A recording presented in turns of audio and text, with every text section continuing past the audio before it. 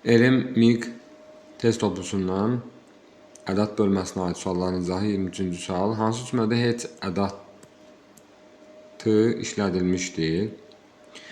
Sənin fikrincə elə dost, şeir, sənət heç nədir? Burada heç nədir bir yerdədir. Əvəzlikdir. Bunu ədad kimi götürmürük. Fit verilir, qurtarır oyun heç-heçə. Oyun necə qurtarır? Heç-heçə qurtarır. Burada da əsas miksəsidir. Heç vaxt görünməyib ənləmizdə böyüyün kiçiyin haqqını kəsmək. Nə vaxt, heç vaxt, zaman zərfi.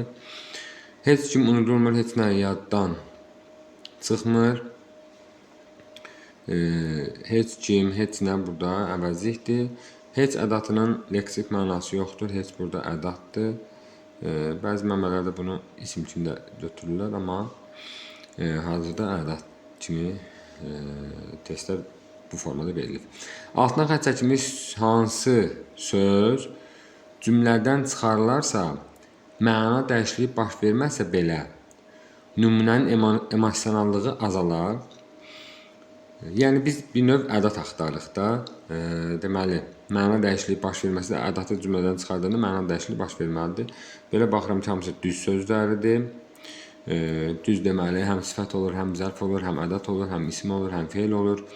Bu necə anadır? Düz ilqarı yox. Düz ilqar, necə ilqar? Burada əsas miksəsidir, sifətdir. Yox, bu balacadır.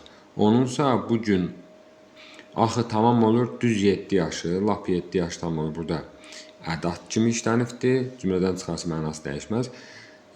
Yalanın hökmünə düz əyilincə, yalan sözü, düz söz əyilincə burada sifət kimi iştirak edilibdir, isimləşdir.